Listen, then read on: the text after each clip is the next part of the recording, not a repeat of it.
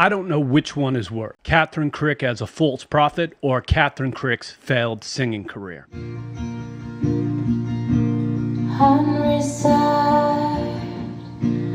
unrestrained, your love is wild, your love is wild for me. It isn't shy, it's unashamed, your love is proud to be seen with me. Okay, so not bad so far, right? But here is where the song gets really, really good. Wink, wink. This kind, your love's not passive, it's never disengaged, it's always present, it hangs on every word you say, it all keeps its promises, it keeps its word, it honors the sacred, it's bound to God. Your love's not broken, it's not insecure, it isn't selfish, your love is yours, you don't give your heart in pieces.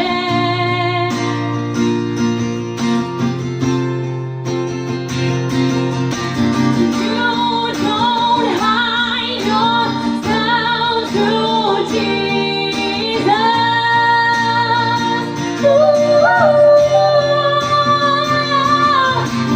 You don't give your heart in pieces. Boy, that was rough. Unfortunately, I really liked that song. She kind of ruined it for me. Some people are going to try to get the spotlight no matter what. And those are exact people who actually shouldn't be in the spotlight. The ones who want it.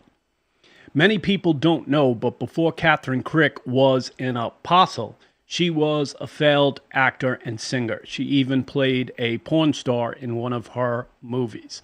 Well, her careers didn't work well on those plights, so she decided to become a church planter and apostle. I would say the music was okay. She started off pretty good. She hit some few flat notes. She wasn't called to be a worship leader, and she also wasn't called to be an apostle. To be very clear, Kathryn Krick is a false prophet and should be rejected and driven out of the church. We shouldn't just call people false prophets. We should tell people exactly what they did to get them that title. Too many people are just throwing that term out there. She was caught on video asking people to sow seeds for healing and deliverance. So in other words, charging for prayer ministry. She believes that people need to get to her and her spiritual father to get special impartations that only she can pass along. And she encourages cult-like behaviors, which came from her spiritual father, who she calls daddy. But what's worse than that is has her followers bow down to her like she bowed down to her spiritual father and call her mama. Charles Spurgeon said, discernment is telling the difference between right and almost right. Think long and hard. So, is Krick talking about Jesus? She absolutely is. Does Krick use Bible verses? Yes, she does. Jesus said many false prophets would come. Many. And they would come in my name. They're not going to come as a devil. They're not going to come in a devil costume. They're going to come as angels of light using Christian language. So just because she is doing some of the things that Jesus did supposedly in her ministry, and she's saying some of the things that Jesus said, doesn't mean that we should follow her. Discernment is telling the difference between right and almost right. And my discernment radar is going off about this woman from day one, and it should be with yours too. So I just want to settle some really quick things before we close the video. Many people say, just pray for her, Josh. We don't need to publicly call her out. That makes the church look bad. That is not true, and nothing could be further from the truth, and we need to discuss this before I close this video. We are under the false notion that we should just love one another and just encourage everyone. But actually, that is not the Christian concept of love. That is actually slope agape. That is code word to say anything goes and we can dress it up and just encourage people. And you know what that causes? False teachers to multiply. It causes false teachings to go unchecked. And it's not true. When false teachings are being put forth in the church, we need to deal with it. We can deal with it in a loving and compassionate manner as well. Jesus Christ was full of truth and grace, and one without the other is not biblical Christianity. We live in a culture where there is way too much grace, but not enough truth. So people just saying that we should just love everybody and not judge anyone is nowhere in the Bible. Jesus said to judge righteously, and Paul told us to judge insiders in the church. Let God deal with the unbelievers. This actually creates an atmosphere where cult leaders like Krick thrive, when Christians just stay quiet and loving and don't say anything. Let's see what Paul has to say in 2 Timothy, the 4th chapter. I charge you in the presence of God and Jesus Christ, who is the judge of the living and the dead, in his appearing in his kingdom. Preach the word, be ready in season and out of season. Reprove, rebuke, exhort with complete patience and teaching. For a time is coming when people will not endure sound teaching, but they'll have itching ears that will accumulate for themselves teachers that suit their own passions, and will turn away from listening to the truth and wandering off into myths. As far as you, be sober-minded, enduring suffering, do the work of an evangelist, and fulfill your ministry. So we can't stop the great falling away. This is going to happen naturally, but at the same time, we should absolutely warn people. And Paul starts this off saying to reprove and rebuke. And he also says to exhort when that's appropriate. So there is time to build up and encourage people. That is part of the church's mission too. But let's look at what those words mean from a biblical perspective, reprove and rebuke. Reprove means to point out fault, to expose error, and to convict someone of wrongdoing with the goal of bringing them back to righteousness and restoration. The word rebuke means to express sharp disapproval, correction, or a stern warning aimed at stopping behavior and guiding a person back to righteousness. So I'm giving a stern warning today to Kathryn Krick, to her followers. Turn away from this nonsense. Snap out of it, folks. Snap out of it. And because of liberalism in the church and feminism in the church, we got this type spirit now. Just pray for people. No, some people need to be rebuked in the presence of all. Of course, I pray for Kathryn, and I do love her as a person. I have compassion for her. I feel bad for her. But I don't want to see her in ministry as a leader leading hundreds of thousands astray. She has a worldwide presence, so the rebuke must be public because she's in public ministry. One last verse and we'll close. Jude chapter 1, verse 3.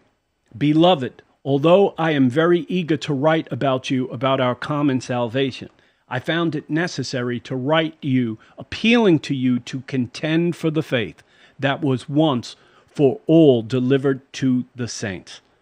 So what does that mean to contend for the faith? Because coming against false teachers is contending for the faith. It's defending the faith against anything that would weaken the faith. And that is part of the Christian role in ministry as well. So just be quiet and pray about it is not contending for the faith. So Jude here is concerned because the faith, which is the Christian message of the gospel, is under attack from false teachers who are spreading dangerous heresies. People like Krick. Jude urges his readers to contend for the faith against those who seek to undermine it or erode it. The Greek word Jude chooses translated means contend earnestly. usually describes an athlete striving with extreme intensity to win in victory in a physical competition.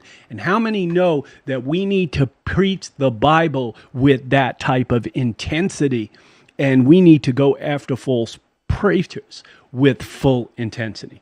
The Amplified Bible translate the command as fight strenuously for the defense of the faith. Since this faith was entrusted to God's holy people, all believers, not just Christian leaders, are called to defend the truth of Jesus Christ. And since this faith was entrusted once for all, Jude intends to stand against those who claim to receive new revelations of truth. So any church that tells you we've got the way, only us can understand these special truths, this new wine, these new wineskins, these people are false teachers. Now, God might show us how to apply that word freshly, his word freshly in our times, and put a spin on it. But she is straightforward, saying, me and my spiritual daddy, G.R. Davy, have this new revolution, these new truths. And Paul says, you're a liar. So through Christ's personal teachings and the work of the Holy Spirit, Jesus also given the full message of truth to the apostle. So there's nothing that could be added that's coming in the end times, etc. I know the days are dark. People are looking for revelation. But the full message of the gospel and the scriptures has been given. Paul gives us a simple warning not to let anyone pervert the gospel of Christ with new and different teachings. God has spoken, and any new continue or special revelations of truth are to be rejected. And this is rampant in the NAR movements and hyper-prophetic. These people are clowns at the circus. They should be rejected. I will be putting a team of ministry leaders together and regular people as well to rebuke her in person at her church. It's starting to get together. I'm getting contacted from people in the area, and it's really starting to come together in the spirit. I didn't try to make this happen. Made contact with some pastors in the area who believe that Krick needs to be driven out of ministry, that she is running a cult, and she is preaching a different gospel in a different spirit. And so it is time to start lining these false prophets up and putting them to bed. And it starts with ministry leaders being bold enough to confront these people. I have been a student of revival history. I took a few years of my life to study charismatic and Pentecostal revivals. And I believe in the fullness of the power of God. But I want to tell you here, this ain't it, folks. What Krick is selling ain't it. And I know how this story ends because there's been many similar ones throughout revival history, and this ends badly for Krick and her followers. She does not know what she's doing. So talk about lining false prophets up and the biblical precedents for this. Let's head over to 1 Kings 18. So Elijah is going to be in a confrontation with the prophets of Baal, false prophets. In the time of Elisha, there was almost 1,000 false prophets, and there were only 2 prophets that were true, him and Micaiah. And Elisha said, it's time for a confrontation. I'm going to confront them. Elijah mocks them and says, we're going to see whose God is the true God, and it's not yours. And so after all of this, Elisha calls fire down from heaven, and everybody sees he serves the true God. And sometimes it's important to confront people in person so we can see who spirit God is upon. 1 Kings 18, verse 40. And then Elisha said, capture the prophets of Baal. Don't let any of them run away. The people captured all the prophets. Then Elijah led them down to the Kidron Valley where he killed them. So he lined them up and put them to death. So just to be very clear, none of this is a physical threat or a threat of harassment. In the New Testament, we don't line people up, physically speaking, but we can speak the words of truth, and we can speak the words of truth in love. And we can declare loudly, you are a false prophet. You are a false apostle. You have not been sent, and your ministry is coming to an end like the false prophets of Baal. And if she is a true apostle, she will have no problem facing off with me. And one of us will fall, And let me tell you something, it's not going to be me, because I know I serve the one and true God, and those that are for me are greater than those that are against me. So if you're a ministry leader who's interested in being involved, contact me. My email address is in the video description. We will be putting that down and live streaming the confrontation. I'm guessing she won't face off with me. That's for sure. So comment down below. Let me know what you think of Krick's singing career. Be blessed.